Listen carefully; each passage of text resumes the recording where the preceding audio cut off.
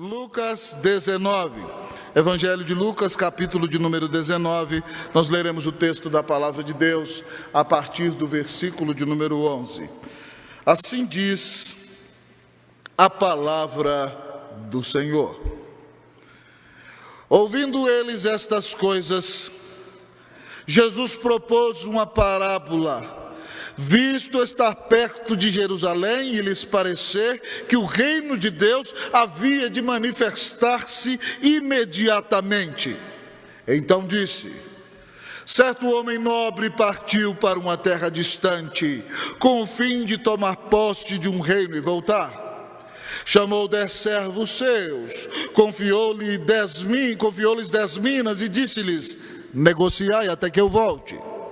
Mas os seus concidadãos o odiavam e enviaram após ele uma embaixada dizendo: não queremos que este reine sobre nós. Quando ele voltou, depois de haver tomado posse do reino, mandou chamar os servos a quem dera o dinheiro, a fim de saber que negócio cada um teria conseguido. Compareceu o primeiro e disse: Senhor, a tua mina rendeu 10. Respondeu-lhe o Senhor: muito bem, servo bom e fiel, porque foste fiel no pouco, terás autoridade sobre 10 cidades. Veio o segundo, dizendo: Senhor, a tua mina rendeu 5. A este disse: terás autoridade sobre 5 cidades. Veio então outro, dizendo: eis aqui, Senhor, a tua mina, que eu aguardei embrulhada no lenço. Pois tive medo de ti, que és homem rigoroso, tiras o que não puseste e ceifas o que não semeaste. Respondeu-lhe: servo mau, por tua própria boca te condenarei. Sabias que eu sou homem rigoroso, que tiro o que não pus e ceifo o que não semeei?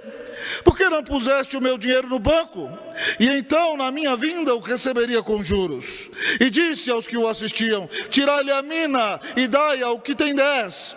Eles ponderaram: Senhor, ele já tem 10. Pois eu vos declaro, a todo que tem dar-se-lhe-á, mas ao que não tem, o que tem lhe será tirado. Quanto, porém, a esses meus inimigos que não quiseram que eu reinasse sobre eles, trazei-os aqui e executai-os na minha presença. Oremos ao nosso Deus. Senhor amado, a tua palavra é poderosa. Ela é impactante, ó Deus.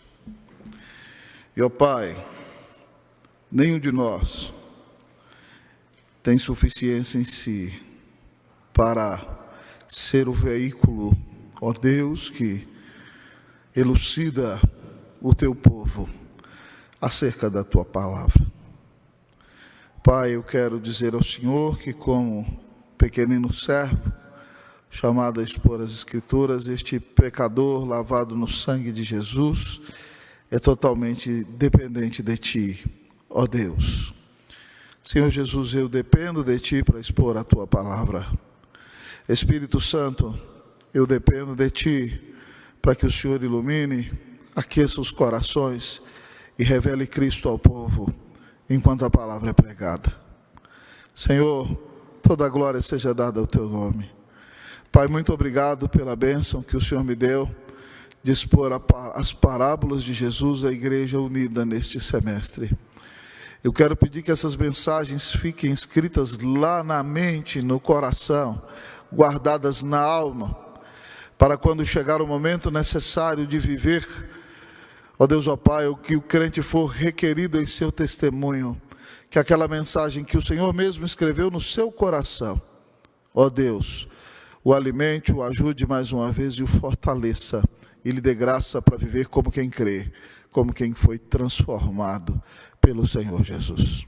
Agora, Deus, fala conosco, mata a nossa fome espiritual, ó Deus, nos descedenta e deixa-nos conhecer-te mais, fazendo de nós verdadeiros cidadãos do reino de Deus. Oramos clamando ao Senhor, em nome de Jesus. Amém.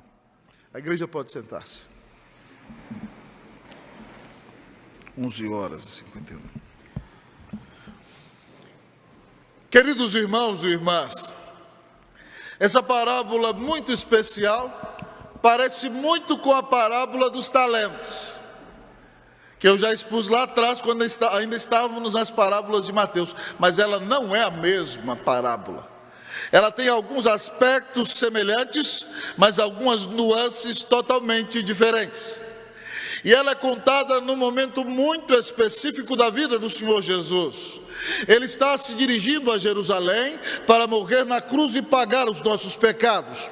E ele então resolve passar em Jericó para curar e salvar a Bartimeu e para salvar Zaqueu. E naquele momento impactante em que Jesus está ali na casa de Zaqueu, sentado na mesa pregando a palavra, sendo criticado pelos fariseus que estão do lado de fora da porta, Zaqueu se levanta e diz: Senhor, se de alguma coisa eu tenho defraudado alguém, eu restituo 4 vezes mais e vou dar metade da minha fortuna para os pobres. Então Jesus disse: hoje houve salvação nesta casa, pois que também este é filho de Abraão, porque o Filho do Homem veio buscar e salvar o perdido. Eles estavam bem pertinho de Jerusalém, e diante desta expressão tão clara do Senhor Jesus acerca da sua missão, eles pensaram que a manifestação do reino de Deus já aconteceria naquele fim de semana. Eles acharam que Jesus ia chegar em Jerusalém, que os anjos iam descer, que eles prenderiam os romanos e que Jesus já estabeleceria o seu reino. É isso que diz o versículo 11. Ouvindo eles estas coisas, Jesus propôs uma parábola, visto estar perto de Jerusalém e lhes parecer que o reino de Deus haveria de manifestar-se imediatamente. Então Jesus, para que eles não se desiludissem tanto com a morte do Senhor, com a sua ressurreição que viria, e com estes milhares de anos, amados irmãos, que nós estamos vivendo nos últimos tempos, entre a primeira e a segunda vinda de Cristo, Jesus, amados irmãos, com esta parábola pinta um quadro diante dos olhos daqueles homens, mas diante dos olhos de todos nós, para nos revelar a manifestação do reino. Nós, amados irmãos, do ano 2021, de nosso Senhor e Salvador Jesus Cristo, estamos esperando a manifestação do reino. No mundo, com tanta perdição, com tanta podridão, com tanto desespero, nós anelamos cada vez mais pela manifestação do reino. Você gostaria de ver a manifestação do reino de Deus? Ah, amados irmãos, é o que nós mais anelamos. Ontem, Cleuzinha e eu vimos na internet, irmãos, um vídeo chocante de uma das igrejas de homossexuais, porque o homossexualismo virou o sacerdócio da cultura ocidental. Um vídeo de um coral cheio de homossexuais, dizendo o seguinte, para que você entenda que é religião: nós vamos converter você, nós vamos converter o seu filho. Você acha que não, você está tentando, mas não há como você fugir. Nós vamos converter um filho seu, depois ele vai converter o irmão, e depois que eles se converterem ao homossexualismo, você mesmo vai se converter a nós. Não tenha medo. E um coral, amados irmãos, com dezenas de pessoas cantando: nós vamos converter você, nós vamos converter seu filho, nós vamos converter a sua família, nós vamos dominar. Esse é o momento do orgulho, é o tempo do orgulho, é o tempo do orgulho, a total revolta contra Deus. E, amados irmãos, isso é tão surpreendente que dentro da própria igreja nós já vemos hoje pessoas que já se converteram a esse ideal diabólico, amados irmãos e irmãs. Já estão se convertendo e acham que pessoas que estão ofendendo a Deus na sua santidade, de maneira contrária ao que Ele estabeleceu em sua palavra, devem cantar nos corais, devem ministrar nos púlpitos. Isso é desviar-se de Jesus. E em momentos tão desafiadores como esses, nós devemos desejar que o Senhor Jesus volte logo e que o seu reino se manifeste. O texto então nos revela a manifestação do reino. Estejamos atentos às revelações da manifestação do reino de Deus. Primeira revelação da manifestação do reino é que o Senhor Jesus é soberano. Versículo 12. Então disse: certo homem nobre partiu para uma terra distante, com o fim de tomar posse de um reino e voltar. Jesus está explicando, irmãos, literalmente o que vai acontecer.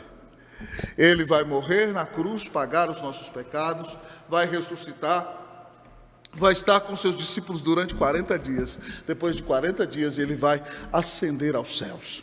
E nós louvamos a Deus, amados irmãos, pela morte de Cristo e a sua ressurreição que nos salva. Mas a sua ascensão é tremendamente importante também para a igreja cristã. Sabe por quê? Porque Cristo, quando vai subindo, como nós vemos lá em Atos capítulo 1, aos céus, ele então entra nos céus de Deus glorioso, amados irmãos, como o grande general que venceu a maior de todas as batalhas. Antes que Júlio César fosse imperador, apenas, amado amigo e irmão, um grande general romano, quando ele conquistava os seus inimigos, ele vinha então trazendo os seus escravos, e eles vinham encadeados, entrando pela via Ápia em Roma, e eles entravam em primeiro lugar com pano de saco, os escravos vaiados, jogavam tomates neles, urina, excremento. E aí então, quando o general entrava, a multidão gritava: César, César, César, César, César, César. E então, amados irmãos, aquele homem era tentado a sentir-se um Deus. E para que ele não se sentisse um Deus, o Senado nomeava um homem que, assim que quando o seu carro entrava na grande avenida de Roma, se colocava ao seu lado, e aquele homem ia dizendo àquele general: memento morti est, memento morti est, memento morti est. Não te esqueças que tu não passas de um mortal. Não te esqueças que tu não passas de um mortal. Não te esqueças que tu não passas de um mortal. Jesus entrou glorioso em sua carruagem. Ninguém lhe disse que ele era um mortal. Lhe diziam: glória ao Filho de Deus. Louvado seja o Rei dos Reis, que morreu na cruz para salvar o seu povo. Assim entrou ele glorioso no céu, sentou-se à direita de Deus Pai, de onde há de vir para julgar os vivos e os mortos. É por isso que ele diz: toda autoridade lhe foi dada nos céus e na terra. Aleluia! O nosso Senhor reina, amados irmãos. Ele é soberano sobre tudo e sobre todos. Que bênção maravilhosa é saber aquilo que disse o reverendo Abraham Kuyper, que não existe sequer 1 centímetro no universo acerca do qual Jesus Cristo não possa dizer: é meu. Nós vemos tanta balbúrdia, tanta rebeldia, tanta tergiversação, mas o nosso Senhor está no trono. Ele ainda está no controle de tudo. Ele está conduzindo a história para um propósito final, e nós passaremos a eternidade com ele. Louvado seja o nome do Senhor. Pastor, que outra revelação nos trará a manifestação do reino? Jesus foi para uma terra distante, assumiu o seu reino e voltará. Mas a segunda revelação, amados irmãos, é que, além de ser soberano, o Senhor é generoso. Primeira revelação da manifestação do reino é que o Senhor é soberano. A segunda manifestação é que o Senhor é generoso.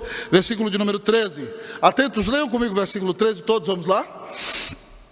Chamou 10 servos seus, confiou-lhe 10 minas, e disse-lhes: negociai até que eu volte. Maravilhoso isso aqui, amados irmãos. Isso aqui pinta um quadro daquilo que Paulo explica em Efésios 4:8. Ele diz que quando Jesus ressuscitou e subiu aos céus, até as alturas, Efésios 4:8 diz assim: quando ele subiu às alturas, levou cativo o nosso cativeiro e concedeu dons aos homens. Ele deu o Espírito Santo, que nos dá dons espirituais para servi-lo. É isso que o texto está dizendo. Aquele Senhor tão generoso foi para uma terra distante e deu suas 10 minas a 10 servos seus. Uma mina equivalia, amados irmãos, a 3 meses de salário de um trabalhador que recebia salário mínimo. Então não era uma quantia tão exacerbada. Na parábola dos talentos a quantia é gigantesca, mas aqui, amado irmão, é uma quantia administrável, para que a pessoa aplique aquele dinheiro para que ele renda. Amado amigo e irmão, aqui está falando dos dons espirituais que Deus nos deu, de tudo aquilo que o Senhor colocou na nossa mão, para que nós o sirvamos para a honra e glória do seu santo nome. É por isso que Efésios 8, então Paulo diz: Jesus levou cativo o cativeiro, subiu às alturas, deu dons espirituais a cada um de nós. E aí, falando dos dons da liderança, em Efésios 4:11, Paulo diz: e ele mesmo concedeu uns para apóstolos, outros para profetas, outros para evangelistas e outros para pastores e mestres. Não está falando de ofícios, está falando de dons. Dom de apóstolo é o dom do embaixador, do missionário, daquele que vai pregar o evangelho onde ninguém pregou.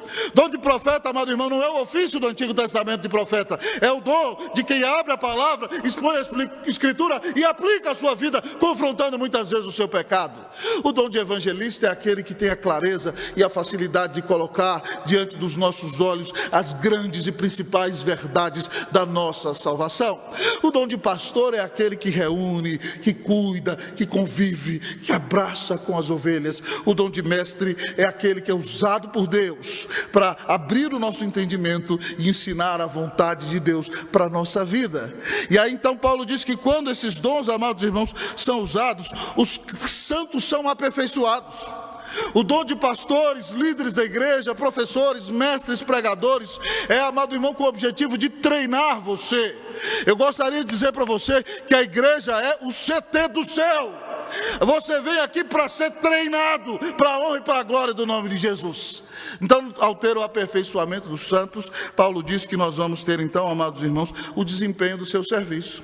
Aqui você ouve essa mensagem, agora aqui, presta atenção, você está sendo preparado. Você vai sair daqui e vai aplicar essa mensagem na prática. E aí então, quando você desempenhar o seu serviço, o texto diz que vai ter a edificação do corpo de Cristo. A igreja de Cristo vai crescer. E mais embaixo Paulo diz, então o corpo vai produzir o seu próprio aumento. Então a nossa função, principalmente nossa de pastores, mestres, pregadores, é preparar você, é alimentar você, para que você viva a vida cristã, exercendo os seus dons e talentos e sendo uma bênção em nome de Jesus. Assim a igreja vai crescer e muitos vão ser abençoados para a honra e para a glória do nome de Jesus. Jesus é tão generoso assim, porque ele foi generoso a ponto de dar a sua vida na cruz do Calvário para pagar os nossos pecados. O reino de Deus se manifesta revelando que o Senhor é soberano, mas revelando que o Senhor é generoso. Se você creu em Jesus, você não vai ser lançado no inferno, você foi perdoado de todos os seus pecados. Mas além disso, o Senhor te deu muitos dons e talentos para que você os coloque em prática, para abençoar muitas vidas, para que a igreja cresça, para que muitos sejam transformados para a honra e para a glória do nome de Jesus. Uau, pastor, que bênção é saber da generosidade de Deus. É por isso que você mora onde mora, tem a família que tem os dons e talentos que tem, porque o Senhor te deu essas bênçãos para que você as use para a glória dele.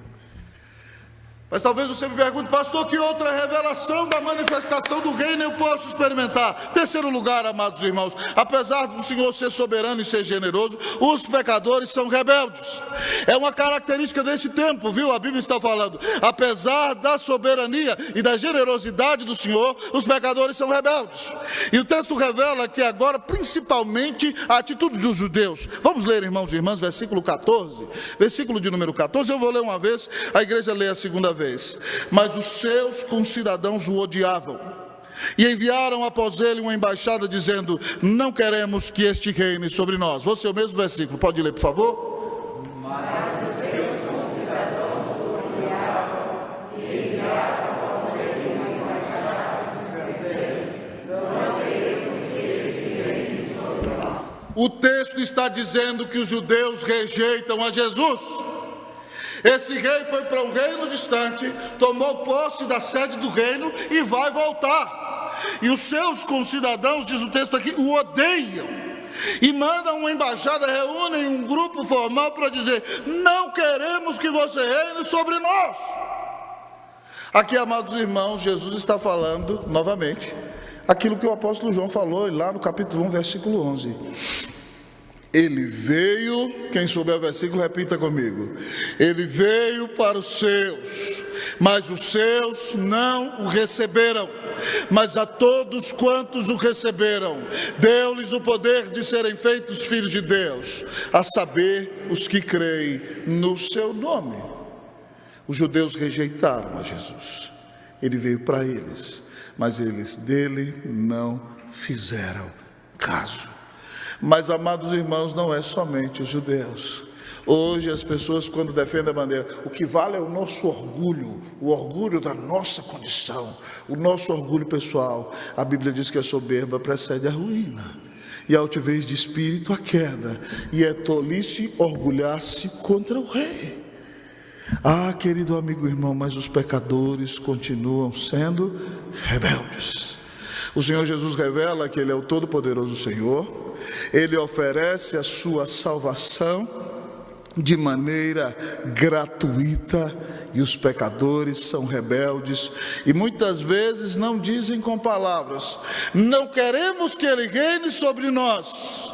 Mas a maneira como essas pessoas conduzem a sua própria vida, conduzem a sua família e querem conduzir a igreja de Jesus, elas estão dizendo: não queremos que Ele reine sobre nós.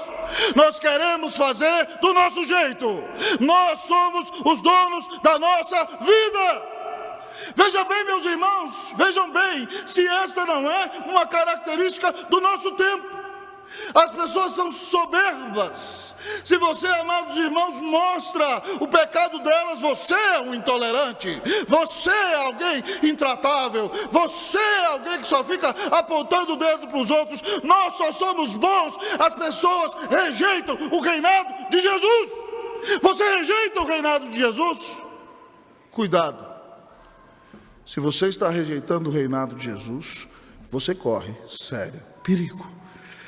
Mas o texto continua a nos apresentar que o reino de Deus vai se manifestar. Pastor, quais são as características da manifestação do reino? Primeiro, o Senhor é soberano. Segundo, o Senhor é generoso. Terceiro, os pecadores são rebeldes. Quarto, haverá um acerto de contas. O texto diz: quarto lugar, haverá um acerto de contas. Versículo de número 15. Vamos ler todos juntos? Vamos lá? Quando ele voltou, depois de haver tomado posse do reino, mandou chamar os seus servos, a quem deram dinheiro, a fim de saber que negócio cada um teria conseguido. Haverá um dia de acerto de contas. Ah, querido amigo irmão, mas talvez você me diga: ei, pastor, eu estou na bênção, porque eu já fui salvo pela graça mediante a fé. Então é só aquele que não tem Jesus que vai lá no tribunal de Deus e vai ser arrebentado. Eu já passei pelo tribunal, já estou julgado, não preciso aparecer lá. Cuidado, irmão, as coisas não são bem assim. Jesus diz que Ele vai chamar os servos dele para o acerto de contas, para prestar contas acerca daquilo que eles receberam. Eu gosto muito do texto de 2 Coríntios 5,10, que diz assim: porque importa que todos nós compareçamos perante o tribunal de Cristo, para que cada um receba segundo o bem ou o mal que tiver feito por meio do corpo. Uau! Nós vamos comparecer no tribunal de Jesus? Sim. Ué, pastor, então ainda há perigo de que eu seja jogado no inferno? Não, se você crê em Cristo, não. Então o que eu vou fazer no tribunal de Jesus? Você que é crente vai ser avaliado acerca da maneira como você viveu a sua vida cristã. Você já foi salvo pela graça mediante a obra de Cristo na cruz. Ele já pagou a sua dívida, já te declarou justo pela fé. Você está julgado já no que diz respeito à sua salvação. Mas você precisa prestar contas acerca dos dons e talentos que Ele te deu. Então você vai prestar contas acerca de como você viveu a sua vida cristã. Você vai prestar contas acerca de como você tratou o seu marido, minha irmã, e de como você tratou a sua esposa. Você vai prestar contas acerca da maneira como você criou seus filhos. Se você os educou na palavra de Deus, se você orou com eles, se você fez deles discípulos, ou se você deixou eles serem educados pela cultura e só os trouxe à igreja no domingo, mas você não orou, não discipulou, não conversou e não fez diferença nenhuma na vida deles. Nós vamos prestar contas acerca da maneira como nós educamos os nossos filhos. Nós vamos prestar contas acerca da maneira como nós desenvolvemos o nosso trabalho. Você acha que lá na sua empresa você está trabalhando para o seu chefe? Lê do engano. Você está trabalhando para Jesus. Você vai prestar contas acerca do seu trabalho na sua empresa. É acerca dos dons e dos talentos que o Senhor te deu. Você vai prestar contas acerca dos dons espirituais que Jesus te deu. O que é que você fez com esses dons que Ele te deu para abençoar a vida de muitos, para abençoar a vida da igreja? Nós vamos prestar contas, amados irmãos, acerca de como nós administramos os recursos que Jesus colocou na nossa mão. Uau! Nós já somos salvos pela graça. Graças a Deus não perderemos salvação, irmão. Mas a Bíblia fala de galardão. E cada um no céu, num certo sentido, vai receber como fruto e galardão, dependendo da maneira como administrou a sua vida neste corpo. Então, haverá graus. É claro que alguém diz: ah, pastor, sem mendigo em rua de ouro, aleluia, maravilhoso. Não, meu irmão, você vai estar no céu, já vai ter Jesus, já vai ter tudo. Eu não sei o que Ele vai nos dar lá, como vai ser esse tipo de recompensa. A Bíblia não diz como. Eu não sei se você vai brilhar mais, se você vai estar mais perto de Jesus. Qualquer coisa é conjectura. Eu não posso falar. Mas a grande questão é a seguinte: se nós fomos salvos e nós somos as pessoas mais abençoadas da terra, nós não vivemos para nós. A nossa vida não nos pertence. Nós vivemos para honrar aquele que nos amou e deu sua vida na cruz para nos salvar. E nós que somos salvos, compareceremos ante o tribunal de Cristo e de Deus, para dizer: Senhor, Tu me deste estes talentos, aqui estão os outros talentos que eu ganhei. Aqui está o fruto das bênçãos que o Senhor colocou na sua mão. Que você viva cada dia entendendo que você vive diante da face de Deus e que a sua vida não te pertence e que você vai prestar conta, inclusive acerca de cada palavra que saiu da sua boca.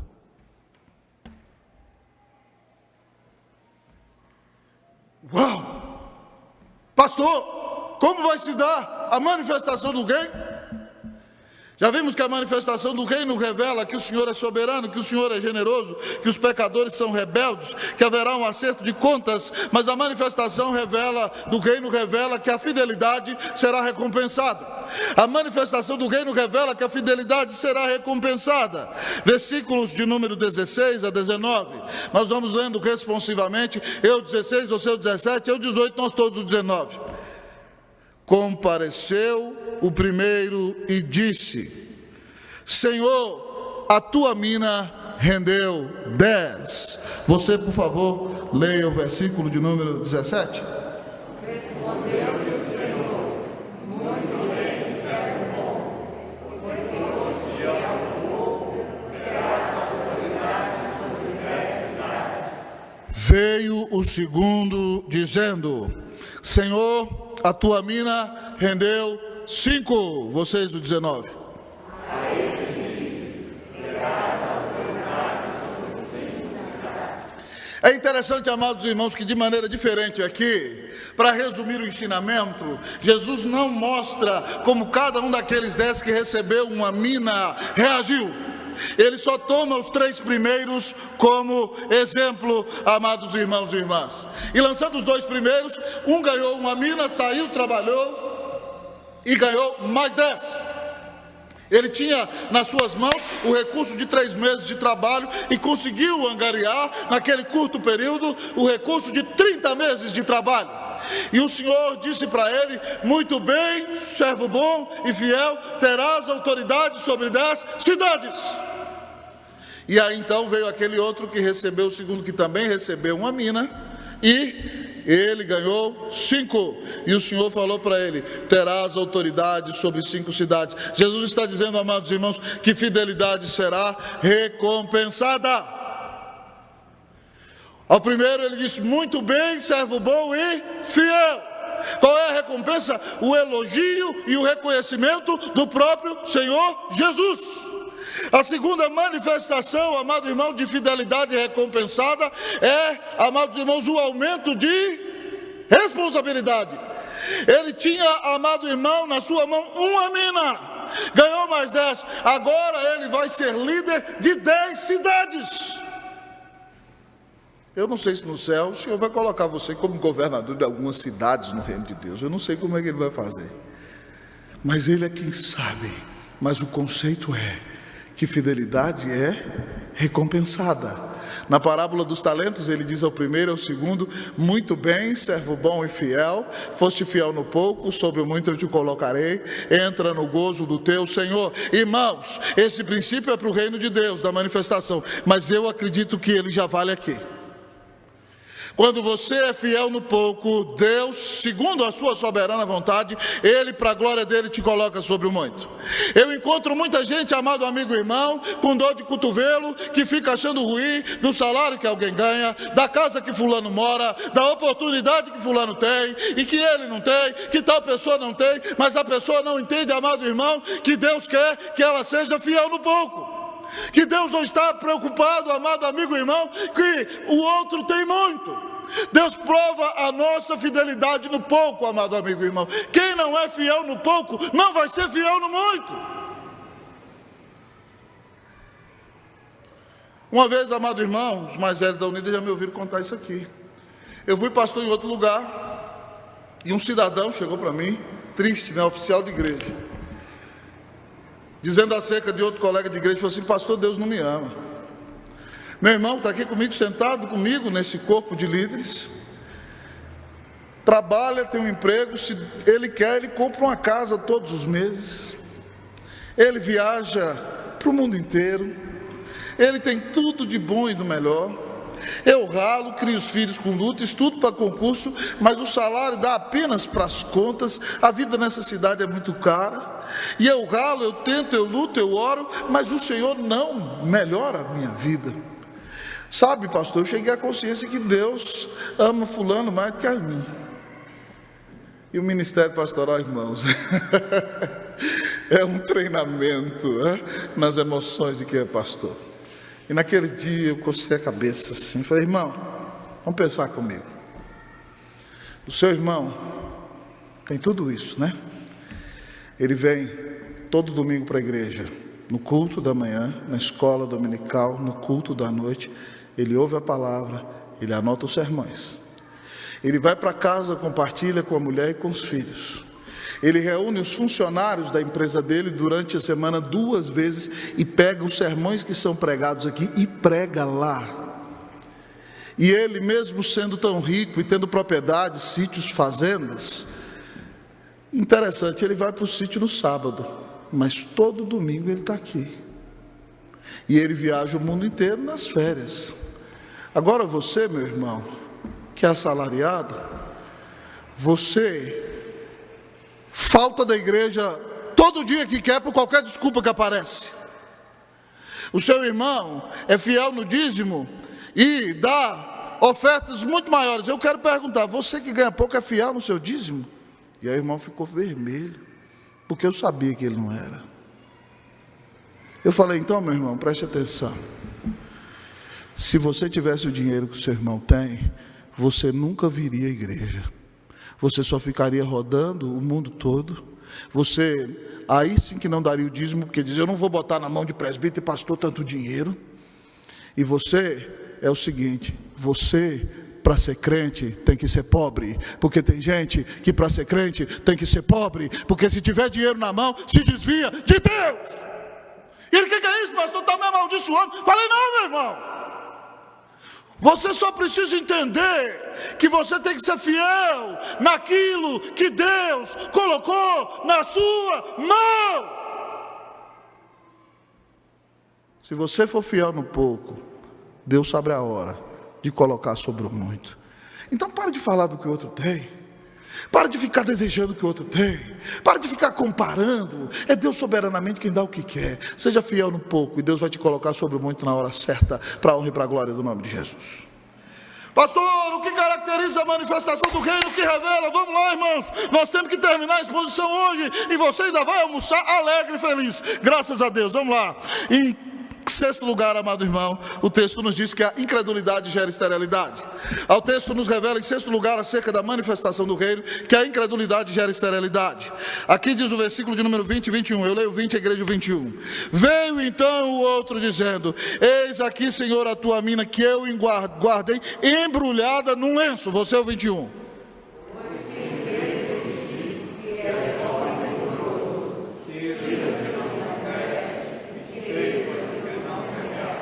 Querido amigo e irmão, incredulidade gera esterilidade. Esse homem aqui está no meio dos servos de Deus, mas de fato ele não é um crente. Ele não crê na bondade, na graça e no amor do Senhor.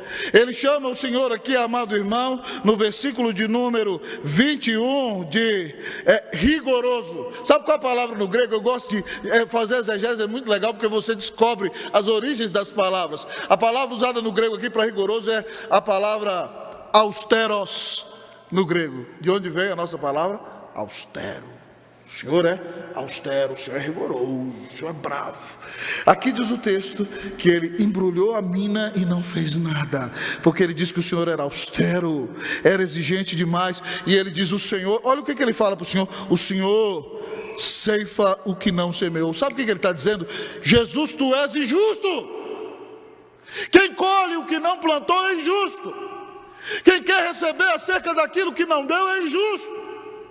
Então ele chama o Senhor de austero demais, bruto demais, bravo demais. Ele não vê o Senhor como amoroso. E além disso, amado amigo e irmão, ele diz que o Senhor é injusto. E aí então ele revela no seu coração incredulidade. E ele nos mostra que incredulidade gera esterilidade. Irmão, quem não dá fruto é porque não crê.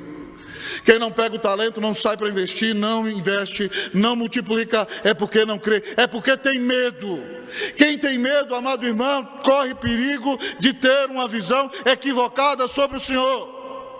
Pode correr o perigo de achar que o Senhor é austero demais, que o Senhor é duro demais, que o Senhor é injusto demais. E quando nós não cremos na bondade, no amor, na generosidade do Senhor, nós não vamos investir. Nós vamos guardar para que não tirem o que nós já não temos. E assim nós demonstramos incredulidade. Meu querido irmão, o seu Senhor é bom, não tenha medo. Ah, pastor, eu não vou falar lá na frente, porque vai, pastor, que eu fale e comece a gaguejar e as pessoas comecem a dar risada. Meu irmão, se Deus te deu o dom para pregar, vai lá e prega. Não se preocupe com a sua reputação, Ele vai abençoar você. Ah, pastor, mas eu não vou fazer isso, porque vai que eu não dá certo, não sei o que e tal. Eu não vou me candidatar para viagem missionária, porque vai que eu não consigo recurso. Vai lá, coloque seu nome. Deus é fiel, Ele vai levantar os meios para que você vá para a viagem missionária. Nós temos que parar de ser medrosos, irmãos, e confiar na bondade do nosso Deus. Quem não multiplica é porque não crê. Meu querido irmão, faça uma análise da sua vida. O que você tem feito com seus dons, com seus talentos, com sua família, com seus recursos. Se você tem só segurado, se você tem só travado, você talvez não creia na bondade de Deus. Incredulidade gera esterilidade. Mas irmãos, vamos mais adiante. O texto tem mais para nós e nós já vamos chegando ao final do texto cada vez mais. Graças a Deus por isso. A manifestação do reino revela, amado irmão, em sétimo lugar, que a incredulidade vai ser penalizada. Versículos 22 a 24. Leamos todos. 1, 2, 3. Vamos lá? Respondeu: servo mau, por tua própria boca te condenarei. Sabias que eu sou homem rigoroso, que tiro o que não pus e ceifo o que não semeei. Por que não puseste o meu dinheiro no banco? E então na minha vinda eu receberia com juros. E disse aos que o assistiam: tirai-lhe a mina e dai ao que tem 10. Incredulidade gera esterilidade, irmão, mas ela vai ser penalizada. O Senhor diz para ele, servo mau. A palavra usada para mal no grego significa maligno. Ele diz, servo do maligno. Você pertence ao capeta, em outras palavras, é isso que Jesus está falando. Se você acha que eu sou tão rigoroso assim, e que eu sou tão injusto assim, pega meu dinheiro, coloca no banco, investe, e eu recebo com juros o que é meu. Sabe o que vai acontecer? Então, ele é penalizado com a repreensão do Senhor. Ele diz, tirai-lhe a mina e dai ao que tem 10. Ele perde a responsabilidade que tinha. Meu querido amigo e irmão, se nós não cuidarmos, por exemplo, dos nossos filhos, nós corremos o risco de perdê-los. Se nós não orarmos com os nossos filhos e não investirmos pesado na vida deles, nós podemos perdê-los para este mundo. Incredulidade gera esterilidade, e essa incredulidade vai ser penalizada. Com a repreensão terrível de Jesus, eu não quero ser repreendido pelo Senhor. Ele é o todo-poderoso leão de Judá. Mas com a perda de responsabilidade. Que Deus tenha misericórdia de nós, amado amigo e irmão. É por isso, irmão, que toda vez que alguém fala assim para mim, algumas pessoas podem falar assim, pastor Rosta é teimoso demais. Ou sujeito cabeça dura, né? Chega a ser tinhoso, de tão teimoso que ele é. Mas, irmão, toda vez que alguém fala assim para mim, ó, vai dar errado, eu falei, aleluia, sinal verde, posso ir. Sabe por quê? Porque todas as vezes que alguém falou assim para mim, vai dar errado, eu fui trabalhar como seminarista na congregação do Jaraguá. João e Rosângela trabalharam lá. Tinha uma turma lá de irmãos que viviam se pegando. Todo mundo falou assim, vai acabar com o seu curso no seminário, vai dar errado. Turma lá encrenqueira. Deus abençoou o trabalho. A congregação cresceu, mas adiante se juntou com outra igreja. Fui trabalhar no Chile, um dos maiores teólogos deste país virou assim, vai trabalhar numa igreja liberal, está virando liberal. Eu falei, não, reverendo, só não prego no inferno porque lá ninguém converte. Jesus está me mandando, vai dar errado. Graças a Deus a história fala da obra do Senhor. Fomos para a igreja do Guará 2, a igreja que era o cemitério dos pastores do Sino de Brasília. Vai dar errado, vai durar um ano lá. Irmão, quando o homem fala que vai dar errado, é bom, sabe por quê? Porque aí Deus entra em ação e Ele é glorificado. Quando nós viemos aqui para a Unida, pessoas das altas cúpulas da igreja falaram assim, não vai durar 2 anos. Graças a Deus nós já estamos no 4º. Pela graça de Jesus. Se der certo na Unida, pode ocupar qualquer cargo na igreja. Graça de Jesus, irmão. Os homens são limitados e obtusos. Quando eles falam que vai dar errado, aí Deus entra na frente e é Ele quem se glorifica. Porque aí vai dar certo por causa da ação de Deus. Porque da perspectiva humana tem tudo para dar errado, mas se dá certo, Deus é glorificado. Então louvado seja Deus, não seja um incrédulo. A sua incredulidade vai fazer de você um estéril e você vai ser penalizado. Se todo mundo falou que vai dar errado, dobre o joelho e diz, Senhor, se for a tua vontade, vai dar certo. Louvado seja o nome de Jesus. Pastor, a manifestação do reino está chegando no fim, povo, aguenta aí, está chegando. Vamos lá, você está ouvindo a exposição, esse texto é abençoado demais. Em penúltimo lugar, não há limites para os abençoados. A penúltima revelação do reino é que não há limite para os abençoados. Versículo 25 e 26. Eu leio 25, a igreja 26. Eles ponderaram, Senhor, 24, né? Tirar-lhe a mina e dar o que tem 10. E o 25. Eles ponderaram, Senhor, ele já tem 10. Vai lá, leia o 26 para mim, por favor.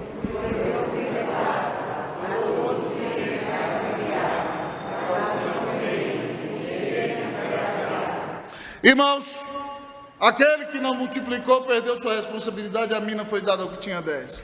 O povo estava ali, Senhor, ele já tem 10. Não é justiça social tirar a mina e dar para ele. Não é isonomia tirar a mina e dar para ele. Jesus está pouco se lixando para essas coisas, irmãos. Ele é justo juiz e ele sabe o que é certo. Não há limites para quem é abençoado. Tirai-lhe a mina e dá o que tem 10. E aí ele explica: pois eu vos declaro que é o que tem dá-se-lhe-á, mas aquele que não tem, até o que tem vai ser tirado. Nós somos governados, irmãos, mesmo pelos princípios da palavra de Deus, ou pelas leis humanas deste tempo. É claro que nós não temos que quebrar leis que são de acordo com a palavra de Deus, mas sobretudo nós temos que obedecer às leis da palavra de Deus. E a palavra de Deus diz aqui a mim e a você que não há limites para quem é abençoado. Se você é abençoado e está multiplicando, o Senhor vai botar mais na sua mão. Glória a Deus por isso. Eu me lembro, irmãos, que no ano de 2015, lá em Brasília, nós recebemos na Igreja Presbiteriana do Guará 2, alguns membros que vinham da Igreja de Brasília. As maiores igrejas de Brasília, tradicionalmente, são a Nacional e a Igreja de Brasília. E membros topíssimos, que estão na liderança lá da Igreja do Guará 2 hoje. E aí eu fui conversar com o meu querido amigo reverendo Adailson Sandoval, que já pregou neste púlpito, era presidente da Sociedade Bíblica do Brasil à época, pastor daquela igreja há mais de 30 anos. E eu fui me explicar para ele: reverendo, eu não fui atrás dos membros da igreja do senhor, não. Eles chegaram lá e eu quero dizer para o senhor que eu não estou pescando em aquário, não, né? Eu não fui lá na porta e falar: vamos para a igreja do Guará 2 e tal. Eu sou crente, reverendo, viu? Aí ele deu aquela risada, né, com aquele jeitão magnânimo. Oh, meu filho, eu adoto como princípio, e você também deve adotar o princípio de Jesus, lá em João 6,37, todo aquele que o Pai me dá, esse virá a mim, e todo aquele que vier a mim, de modo nenhum o lançarei fora. Amém, reverendo? Então pode mandar quantos o senhor quiser. Todo aquele que o Pai me dá virá a mim. Irmão, aquilo que é nosso vem na nossa mão. E nós temos que cuidar bem, não vamos administrar, não vamos lançar fora, temos que seguir o princípio de Jesus. Louvado seja o nome do Senhor. Para terminar a nossa mensagem, em último lugar, o texto finaliza dizendo que a manifestação do reino se revela. E quando ela se revela, haverá um juízo final. Versículo 27, vamos ler todos juntos? Quanto, porém, a esses meus inimigos, que não quiseram que eu reinasse sobre eles, trazei-os aqui e executai-os na minha presença. Haverá um juízo final, irmão. O homem zomba. Um dia desses eu estava evangelizando uma pessoa que mora na Europa, pelo Zoom. E de repente, aquela pessoa me diz que reúne na roda de amigos, e quando fala do nascimento virginal de Cristo, eles começam a rir. Quando falam da ressurreição de Jesus, eles começam a rir. Quando falam que Jesus vai voltar e que quem não se arrepender vai para o inferno, eles começam a rir. E aquela pessoa estava com grandes dúvidas, porque ela vive num contexto de secularismo, onde não está sobrando mais ninguém que crê em Jesus. Querido amigo irmão, talvez você não esteja na Europa, e você está sendo zombado aqui. Mas todo aquele que zomba e não se arrepende, um dia ele vai ser jogado num lago de fogo e enxofre. Jesus diz que os inimigos que o rejeitam e não aceitam o seu reinado, ele vai executá-los na sua presença. Querido amigo irmão, você veio a essa igreja hoje, não foi por acaso. E talvez você está recebendo a grande oportunidade da sua vida. Você não sabe se você vai morrer daqui a 5 minutos. E essa é a sua hora. Se você não se arrepender dos seus pecados e não crer em Cristo Jesus, e se você morre daqui 5 minutos sem ter Jesus no coração, você vai ser executado na presença dEle. Essa é uma oportunidade maravilhosa. Você também que me ouve na internet, haverá um juízo final, e todo aquele que não se arrepender e não se submeter ao senhorio de Jesus Cristo vai ser executado eternamente na presença dEle. Você está preparado para aquela que cada vez está mais próxima à manifestação do reino? A manifestação do reino revela que o Senhor é soberano, que o Senhor é generoso, que os pecadores são rebeldes, que haverá um acerto de contas, que fidelidade será recompensada, incredulidade gerará esterilidade, incredulidade será penalizada, não há limites para os abençoados e haverá um juízo final. Creia em Jesus como seu Senhor e Salvador, e quando o reino se manifestar, esse vai ser o dia mais maravilhoso para você. Que oremos como no final do Apocalipse: Maranata, vem Senhor Jesus, que o Senhor manifeste o seu reino, em nome de Jesus, amém.